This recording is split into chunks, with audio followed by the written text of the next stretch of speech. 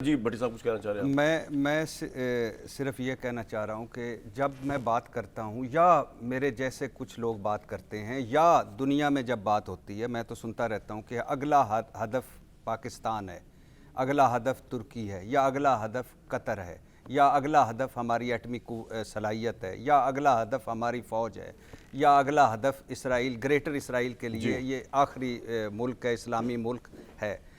اس سے یہ نہیں ہے کہ یوں ہی خدا نخواستہ میرے لیے تو دنیا کا وہ سب سے بڑا سرپرائز ڈے ہوگا جس دن ایران سرنڈر کرے گا۔ مجھے تو لگتا ہے ایران جنگ جیت چکا ہے، پہلے 9 مرحلے جیت چکا ہے، اور اب ٹرمپ صاحب کو نکلنا پڑے گا ادھر سے، اگر انہوں نے صدر رہنا ہے تو نیتن یاہو کو نکلنا پڑے گا اگر انہوں نے وزیر اعظم رہنا ہے تو۔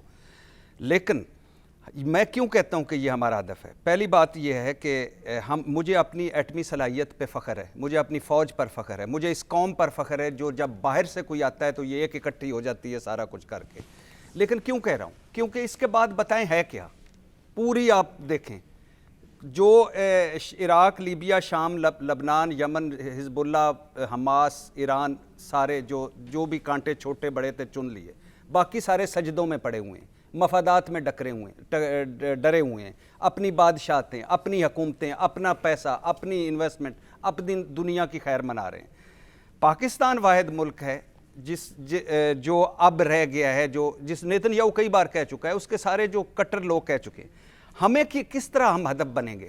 ہمیں جیسے ایئر مارشل صاحب بات کر رہے تھے کہ ہمیں سب سے پہلے وہ ٹکرے گا بذریعہ بھارت، پھر ٹکرے گا بذریعہ افغانستان، پھر ٹکرے گا بذریعہ IMF، پھر ٹکرے گا بذریعہ معیشت، پھر ہم پہ لڑے گا بذریعہ سیاسی عدم استحکام اور اندرونی نفرت اور تقسیم۔ اور آج یہ جو نفرت اور تقسیم ہمارے اندر ہے کہ کبھی مسلم لیگ اور پیپلز پارٹی اس طرف اور حکومت اس طرف، کبھی PTI اس طرف اور یہ اس طرف، یہ کوئی اندر کی نہیں ہے، اس میں بڑے بیرونی پلیئرز بھی ہیں۔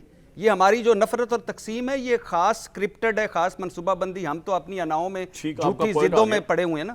اور پھر ہمیں بذریعہ دہشت گردی، اور پھر ہمیں بذریعہ ان سارے چکروں میں ڈال کے، مثال کے طور پہ اللہ نہ کرے کبھی وہ وقت آئے، لیکن اللہ کرے ہم اپنے قدموں پہ کھڑے ہو جائیں، آج صرف IMF ہم سے ایک قدم پیچھے ہٹ جائے اور صرف امریکہ آنکھ مار دے کہ آئندہ اپنے جو ہمارے بڑے دوست ہیں، جن کی دوستیوں پہ ہمیں فخر ہے کہ پیسے نہیں دینے۔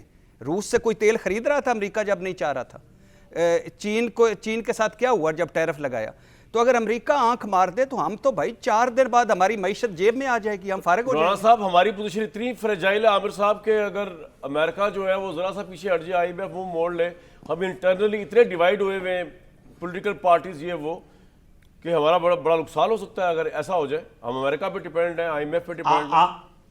آپ کامران یاد کریں صدر ٹرمپ کے فکرے جب انڈیا نے شروع کیا کام مئی میں، کوئی زیادہ پرانی بات نہیں ہے۔ اس وقت ٹرمپ ہمارے مطلب نہ جو بائیڈن ہمارے ساتھ تھے، نہ امریکہ ہمارے ساتھ تھا، نہ یورپ کھڑا ہوا تھا، کوئی نہیں تھا۔ کیا کہہ رہے تھے؟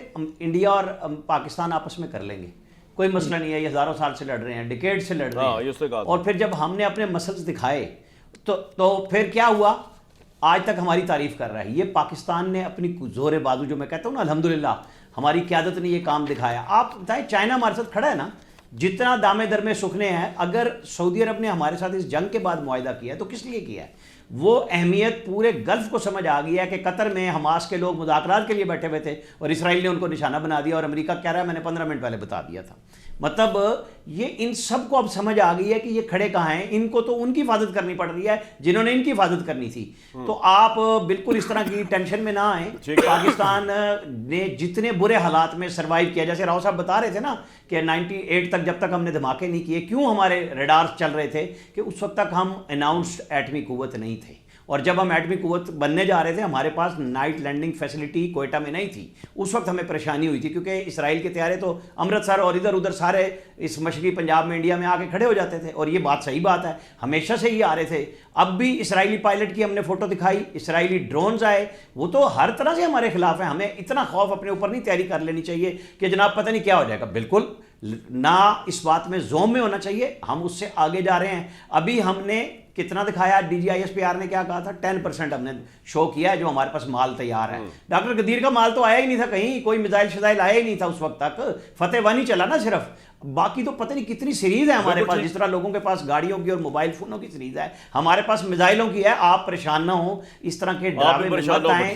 ہم نے کھڑا کیا ایران کو, ہم نے کھڑا کیا ایران کو, یہ بات ذہن میں رکھیں, اور ببانگ دوحل کیا ہے. ہم نے سلامتی کونسل میں بھی ان کے ساتھ کھڑے ہو کے کیا ہے کہ ہم جہاں آپ پہ اگریشن ہے آپ کے ساتھ کھڑے ہیں. یہ جو اس طرح کے یہاں پہ لاوے پھٹ رہے ہیں نا خام خواہ کی قسم کے کہ پتہ نہیں کیا ہو جائے گا, یہ نہ رہا, بھائی ہمارے مخالف بھی رہے ہیں, ہمارے ساتھ بھی رہے, ہمارے پاس دہشت گردی بھی کی, ہمارے اوپر ایران نے میزائل سے حملہ کیا, ہم نے جواب دیا. جب انڈیا ہمارے ساتھ معاہدہ کر رہا تھا, ہمارے ساتھ لڑائی کر رہا تھا, ایران کے وزیر خارجہ جا کے وہاں پہ معاہدے سائن کر رہے تھے. ہم نے نہیں کہا کہ ان کی مرضی ہے, اب ان کو سمجھ آئی جون میں کہ کیا راہ نے ان کے ساتھ کام کیا, ان کے ساتھ کام کیا. ایشو یہ ہوتا ہے کہ آپ کو اپنے اوپر اعتماد ہونا چاہیے. ہم لفاظی کے لیے کہ جی یہ ہو جائے گا وہ جائے گا, انشاءاللہ ہماری مسلح افواج کھڑی ہیں, اسی کام کے لیے کھڑی ہوئی ہیں ہماری مسلح افواج, کسی ایک کام پیچھے نہیں جا رہے. آپ پریشان نہ ہو, باقی اقتصادی طور پہ ہے, وقت کے ساتھ ساتھ ہم گزر پوائنٹ آ گیا عامر بھائی. پہلی بات تو یہ ہے کہ میں دعا کرتا ہوں کہ اور میں چاہتا ہوں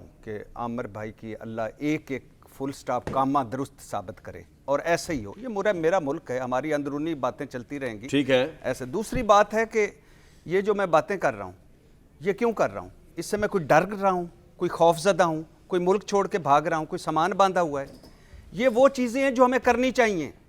1971 میں آخری خبریں آئی تھیں کہ ہم نے دشمن کے دانت کھٹے کر دیے, تو ہمیں کیا کرنا چاہیے؟ اور اس کے نہیں 1971 کی بات نہیں, صرف ایک بات سنیں. 1971 میں آخری خبریں کیا آئی تھیں کہ دشمن کے دانت کھٹے کر دیے اور 7 ملک ٹوٹ گیا, 7 سرنڈر ہو گیا. ہم یہ کرنا چاہیے بھائی, ہمیں یہ ذہن میں رکھنا چاہیے. میں نے کہا ہے نا کہ مجھے اپنی فوج, اپنی ایٹمی قوت, اپنی قوم اور اپنے وسائل پر ہمیں اپنی معیشت کو بہتر کرنا چاہیے, ہمیں اپنی اندرونی نفرت تقسیم ختم کرنی چاہیے, ہمیں اسرائیل اور یہ ذہن میں رکھنا چاہیے کہ اب ہمارے دشمن ہماری چاروں طرف ہیں, بس سمپل. اور یہ ساری باتیں کرنے کی وجہ یہ ہے, یہ نہیں ہے کہ ہم کوئی بھاگ رہے ہیں, کوئی ڈر رہے ہیں, خوف زدہ ہو گئے. بالکل ٹھیک. عابد راؤ صاحب, چائنا کا وزٹ ڈیلے کر دیا ہے ڈونلڈ ٹرمپ نے, اس کی کیا وجہ ہے کہ ڈونلڈ ٹرمپ اس وقت ویک نظر آ رہے ہیں, یا چائنا نے مدد نہیں کی امریکہ کی کسی بھی لحاظ سے, یا الٹا چائنا شاید سپورٹ کر رہا ہے ایران کو, اس لیے ڈیلے ہوا ہے؟ یہ دیکھیے آپ کی دونوں باتیں صحیح ہیں.